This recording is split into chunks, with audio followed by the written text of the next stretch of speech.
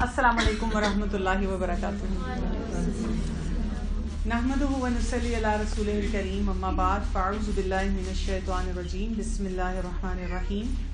Rabbi इश्रह ली सदरी व यस्सिर ली अमरी वहलुल उक़दतम मिन लिसानी यफ़क़हू क़ौली। दो तरह के बिहेवियर होते हैं और हमने ये देखना है कि बच्चों के साथ हम उनमें से कैसा बिहेवियर रखेंगे। एक होता है रिएक्टिव होना और एक होता है प्रोएक्टिव होना। नाम को सुनने से लगता है कुछ फर्क है इसमें? क्या फर्क लगता है? एक आपका रिएक्शन है, रिपेलेंट है आप, ठीक है, और एक आप इग्नाइट कर रहे हैं। एक में आप रिएक्ट कर रहे हैं और एक में आप आहिस्ता आहिस्ता अपने आप को तैयार कर रहे हैं कि मैंने क्या करना है। रिएक्टिव से स्पॉन्टेनियस बिहेवियर होता है, ठीक है। प्रोएक्टिव में आप प्लान्ड, ठीक है। रिएक्टिव जो है वो आपका स्पॉन्टेनियस होगा, एकदम से जो भी दिमाग में आया, हाथ में आया, मुंह पे आया, वो हो गया। और प्रोएक्टिव जो होगा उसके लिए आप पहले प्लान करेंगे, कब बोलना है, कैसे बोलना है, कितना बोलना है और क्या बोलना है और किस बिहेवियर को मैंने टारगेट करना है, किसको भी इग्नोर करना है। री और प्रो को सिर्फ में तो जैसे आपको सामने से जो भी मिल रहा है आप उसको से रीप्ले होता है, बिल्कुल उसका इफेक्ट वैसा का वैसा जा रहा है। जबकि प्रोएक्टिव में आप प्रो अपने फायदे के लिए कर रहे हैं। बिल्कुल सही है। अगर पहला इसका हिस्सा ले लें तो री में क्या रीप्ले करते जा रहे हैं हम।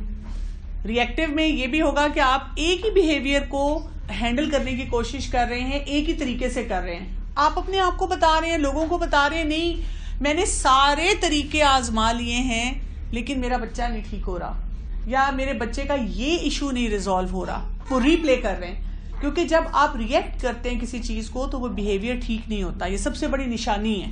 आप बेशक पढ़ रही हैं, सेशन अटेंड कर रही हैं, किसी से गाइडलाइन ले रही हैं, लेकिन आप उस मसले को वैसे ही बार बार हल करने की कोशिश कर रही हैं। और प्रो का मतलब ये होता है कि आप कुछ ऐसा काम कर रही हैं, तरीका डिफरेंट इख्तियार कर रही हैं, हर दफ़ा आप अपने ऊपर इस तरीके से वर्क कर रही हैं कि रिजल्ट आपको डिफरेंट मिले। रिएक्टिव ना 50% बहुत, बल्कि 50 या 75% आपका गलत हो सकता है, 25% ही सही होगा, लेकिन प्रोएक्टिव आपका 75% ज्यादा अच्छा होता है। ठीक है, चलिए परसेंटेज भी देख लेते हैं। हम ज्यादातर क्या होते हैं बच्चों के साथ? रिएक्टिव। अच्छा, क्या क्या करते हैं जब हम बच्चों के साथ डील कर रहे होते हैं? किस किस तरह से रिएक्टिव होते हैं? यूजुअली हम थ्रेट दे रहे होते हैं, ये ठीक है, तो यूं जाएगा, यूं करोगे तो यूं। थ्रेट देंगे उसको और रोक रहे होते हैं उसको और शाउट करते हैं उस पे। उन्हीं की टोन को हम इमिटेट, जैसे वो ऊंचा बोले तो हम भी ऊंचा बोलेंगे, या वो नाराज होगी तो हम भी नाराज, इस तरह से बिल्कुल वही वाला रिएक्शन देंगे, वही तरीका इख्तियार करेंगे जो वो कर रहे हैं। तो हमारा इसका मतलब है तरीका सही नहीं है ना, और इसी वजह से हमें रिजल्ट जो है वो नहीं मिल रहा होता। आपको पता है कि रिसर्च ये बताती है कि आप रिएक्टिव ना हो, प्रोएक्टिव हो तो फर्क पड़ेगा। और आपको पता है कितना परसेंट फर्क पड़ता है? जो मेरे पास फिगर लिखा हुआ है वो मैं आपको बताती हूँ। 5000% वो कहते हैं फर्क पड़ जाता है। 20-25% या 50% नहीं, इतना आपकी जिंदगी में चेंज आ जाता है, इतना आपके स्टाइल ऑफ हैंडलिंग में चेंज आ जाता है जैसे ही आपने कहा कि मैंने रिएक्टिव नहीं होना, मैंने प्रोएक्टिव होना है। अच्छा, अब ये होगा कैसे? सबसे पहले तो आपको आइडेंटिफाई करना होगा कि रिएक्टिव और प्रोएक्टिव में होता क्या क्या है। प्रोएक्टिव में आप प्लान करते हैं, रिएक्टिव में आप ऑन स्पॉट चीजें करते हैं। प्रोएक्टिव में आप अपने आप को बताते हैं कि जो सिचुएशन मुझे बॉदर कर रही है वो मेरी रिस्पॉन्सिबिलिटी है। मसलन आपको घर में हस्बैंड का कोई बिहेवियर बॉदर कर रहा है, हस्बैंड तो आराम से मैच देख रहे हैं, इंजॉय कर रहे हैं, लेकिन वो आपको बॉदर कर रहा है, तो उसमें आप हस्बैंड को ठीक नहीं करेंगी, आप खुद कोई ऐसा काम करेगी जिससे आपके बिहेवियर में कोई ऐसी चेंज आए कि ठीक है, चाहे वो मैच देखना छोड़ें या वो किसी एक्टिविटी में इन्वॉल्व हों, लेकिन आपको कोई चीज डिफरेंट करनी है। हम ये चाहते हैं नहीं मैं तो ठीक हूं, वो लोग चेंज हो जाए। इसी तरह बच्चा, प्रोएक्टिव बिहेवियर में आप अपने आप को ठीक करेंगी तो आप देखेंगी बच्चा ठीक है। हम यहाँ पे यही काम करते हैं, हम बच्चे को ठीक करने की, फिक्स करने की कोशिश नहीं करते, हम अपनी टेक्निक को प्रोएक्टिव करते हैं। जब टेक्निक प्रोएक्टिव होती है तो बच्चे आहिस्ता आहिस्ता उस पैटर्न को फॉलो करना शुरू कर देते हैं। इसमें रिस्पॉन्सिबिलिटी आप लेते हैं। जब आप प्रोएक्टिव में आप कहते हैं मुझे अपना सही हिस्सा इसमें डालना है। रिएक्टिव जो इंसान होता है वो हेल्पलेस होता है। जो शख्स ये कह दे कि मैं हेल्पलेस हूँ, मैं मजबूर हूँ, आपको नहीं पता मेरे कितने मसले हैं, तो वो इंसान कभी भी उस सिचुएशन को ठीक नहीं कर सकता। तो आपने अपने आप को बार बार बताना है कि अगर अल्लाह सुब्हाना ताला ने मुझे ये सिचुएशन दी है, मैं इसको हैंडल कर सकती हूँ, मुझे सिर्फ तरीका सही इस्तेमाल करना है। रिएक्टिव में आप इन्फ्लुएंस नहीं कर सकते, आप इन्फ्लुएंस लेते हैं। और प्रोएक्टिव में आप इन्फ्लुएंस करते हैं। रिएक्टिव लोग जो दूसरों को ब्लेम बहुत करते हैं, और प्रोएक्टिव लोग जो होते हैं वो सोचते हैं कि अच्छा इस वजह से ये मसला हुआ और इसमें मेरा ये रोल था, या तो मैंने रोल सही नहीं प्ले किया, या माहौल में कोई ऐसी चीज़ थी जिसको ठीक करने की ज़रूरत थी, उसको मैंने ठीक नहीं किया, या मुझे किसी और कंस्ट्रक्टिव तरीके से इस काम को करना था, वो मैंने नहीं किया। तो आप उसको चूज करते हैं कि मैंने अपने आप को ठीक करना है। अब ये होगा कैसे? जब भी कोई भी काम होता है, आप इसको कह लें स्टिमुलस होता है, और उसके बाद रिस्पॉन्स होता है। बच्चे ने चीख मारी, कोई चीज तोड़ दी, आपने कहा कि बैग खोलो पढ़ाई का टाइम है, आपने देखा कि वो बैग तो वहीं का वहीं पड़ा हुआ है और वो कोई गेम खेल रहा है, ये स्टिमुलस है आपका। आपने कुछ भी घर में एक्टिविटी जनरेट करवाना चाहिए। अब जैसे हम वो देखते हैं ना सिचुएशन, तो हम क्या करते हैं, वहां पर फौरन रिएक्ट करते हैं। हम समझते हैं इस चीज को मुझे फौरन हैंडल करना है, और जो मुझे तरीका सही समझ आ रहा है जिससे मैं इसको बेस्ट पॉसिबल तरीके से कंट्रोल कर लूं, हम कंट्रोलिंग बिहेवियर के साथ करते हैं, क्योंकि हम हेल्पलेस फील कर रहे होते हैं। जब आप हेल्पलेस फील करते हैं तो फिर आप दूसरे को कंट्रोल करने की कोशिश करते हैं। अब आपने करना क्या है, यहां पर अपना एक बटन बना लेना है पॉज का, रुकने का। स्टिमुलस और रिस्पॉन्स के दरमियान एक पॉज का बटन आएगा। ये कोई आसान नहीं है काम, ये मुश्किल काम है। ये आप ऑन स्पॉट नहीं करेंगे, ये आपकी रोजाना की एक्टिविटी होगी। इसको आप अपने लिए एक होमवर्क ले लें। जो चीज भी आपको बॉदर करती है, आप उसकी लिस्ट बनाएंगे। रोजाना के लिए बेशक एक काम रख लें, 2 काम रख लें, और इसको कंटिन्यूस करें। उससे होगा ये कि एक स्टेज आएगी, ये आपका सेकंड नेचर बन जाएगा। आपको इतनी आदत पड़ जाएगी कि आपसे रिएक्ट नहीं किया जाएगा, आप हर चीज में प्रोएक्टिव हैंडल करना शुरू कर देंगे।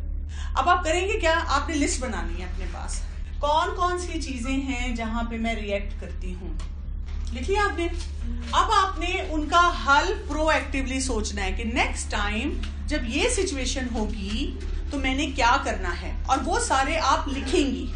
अब आपने लिख के रखा हुआ है, आप डेली देखेंगी। मसलन आपने लिखा था जब मेरा बच्चा होमवर्क नहीं कर रहा था तो मैंने उसको कैसे बिठाना है, प्रोएक्टिवली कैसे करना है, उसको वक्त से पहले बताना है, उसको कोई कॉन्सिक्वेंस देना है। वो आपको सारी चीजें पता है, सिर्फ आपको अप्लाई नहीं करनी आती। अप्लाई इसलिए नहीं करनी आती कि हम रिएक्ट कर जाते हैं। आपने वो लिखना है कि अच्छा अगर ये नहीं करेगा तो मैंने ये 3 चीजें करनी है, अगर ये नहीं करेगा मैंने इससे इस तरह काम कराना है, अगर ये होगा तो मैंने ऐसे करना है। नफ्सियाती तौर पे जब हम कोई चीज लिखते हैं ना, वो हमारे ब्रेन में रजिस्टर होना शुरू हो जाती है। लेकिन अगर आप पहले 100 रिएक्शंस दे रहे थे, तो अब आपने लिखना शुरू किया तो वो क्या होगा, 2%, 3%, 5%, आहिस्ता आहिस्ता बढ़ेगा। अगर आप 1 साल बाद अपने आप को वापस जाके देखेंगी तो आप सोचेंगी देखो पहले मैं इतना ज्यादा चीखती चिल्लाती थी, अब मैं बहुत बेहतर हो गई हूँ, अब मैं इस तरह से नहीं कर रही, अब मैं अपना कंट्रोल कर लेती हूँ। हम ना हमेशा अपने नेगेटिव ज्यादा देख रहे होते हैं ना, इसलिए हमें लगता है कि शायद मैं बिल्कुल नहीं ठीक हुई। तो आपने वो लिखते रहना है। अच्छा, जब भी आपकी वो सिचुएशन आएगी, अब आपने नोट करना है कि मैंने उनमें से कितनी चीजें की, और वो जितनी चीजें आप कर रही होंगी तो आप एक्सपेंड करती जाएंगी, आप फिर लिखेंगी। अगर आपने नहीं किया आप दोबारा लिखेंगी। जैसे हम बच्चों को कहते हैं ना, नीट होमवर्क नहीं किया तो दोबारा करो। अगर ये क्वेश्चन नहीं याद हुआ था तो दोबारा इसका आंसर लिखो ताकि याद हो जाए।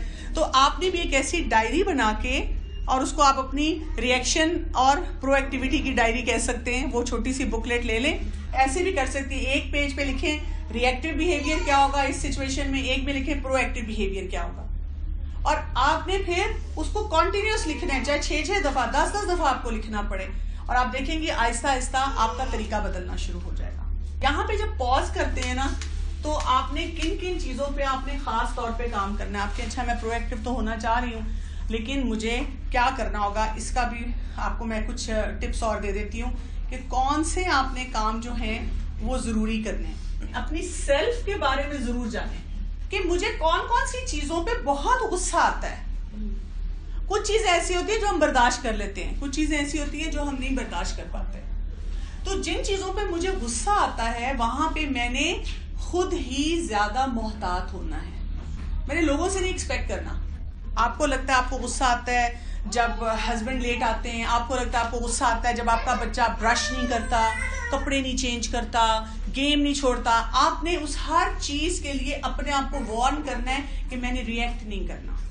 दूसरी इंपॉर्टेंट चीज़ ये होती है आपने हर चीज़ को देखना है कुरान और हदीस की लाइट में। जब अपने फैसले करें तो ज़रूर देखा करें कि ये कोई इतना बड़ा इशू है जिसको मैंने इतना बड़ा बनाया हुआ है।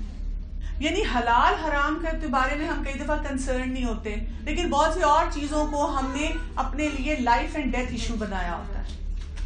तो उन कॉन्सेप्ट्स को भी आपने ठीक करा ताकि रिएक्ट भी सही जगह करें और प्रोएक्टिव भी सही जगह पर हो। फिर आपने इमेजिनेशन को अपनी यूज करना है। इमेजिन करें।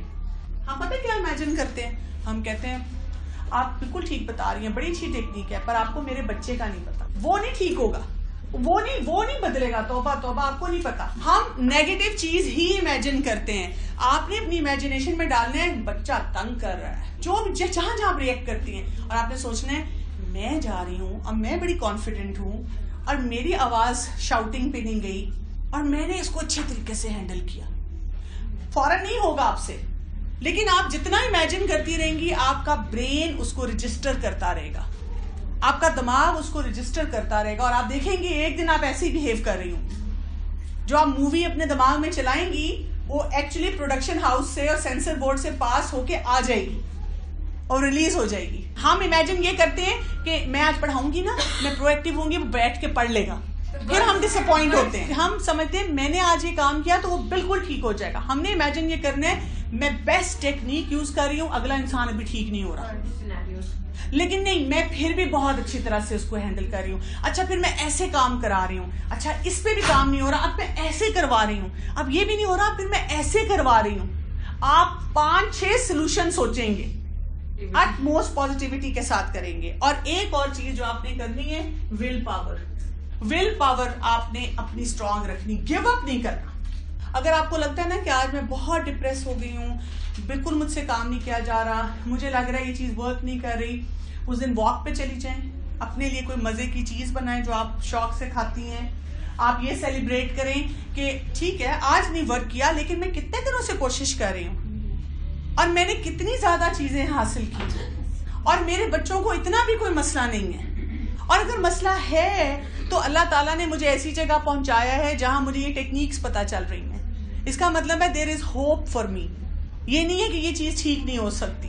तो यानी पॉजिटिव आपको रखना अपने लिए बहुत ज़रूरी है। और जितना आप रखेंगी तो ये पॉज का जब बटन दबा के आप वो सारी चीज़ें लिख के इन सारी चीज़ों के मुताबिक सोचेंगी, आप देखें आपको ऐसे ऐसे सॉल्यूशंस मिलेंगे, ऐसी ऐसी जगह से अल्लाह की मदद आएगी। और दुआएं, बहुत ज़्यादा दुआ किया करें। आपको कोई चीज़ बहुत बॉदर कर रही है ना, तहज्जुद पढ़ें और तहज्जुद में अपने बच्चे के लिए दुआ करें। तो अब आपका टारगेट इस हफ्ते का ये है और आपने अपने आप को पक्का बताना है कि इंशाल्लाह मैंने अपने रिएक्शंस को कंट्रोल करके प्रोएक्टिव तरीके से चीज़ों को हैंडल करना है। और प्रोएक्टिव होने का ये मतलब नहीं है कि अब आप बच्चे को किसी चीज़ पे रोके टोकेंगे नहीं। आप बताएंगे उसे कि ये चीज़ ठीक नहीं है, ये आप नहीं कर सकते, ये आप कर सकते हैं, लेकिन उसमें आप चीखेंगे नहीं, चिल्लाएंगे नहीं और गलत जगह पे गलत बात नहीं कहेंगे जिससे आप फ्रस्ट्रेट हों या आपके बच्चे की सेल्फ एस्टीम लो हो जाए। सुब्हानकल्लाहुम्मा व बिहम्दिका नशहदु अल्ला इलाहा इल्ला अंता नस्तगफिरुका व नतूबु इलैक। अस्सलामु अलैकुम व रहमतुल्लाहि व बरकातुहू।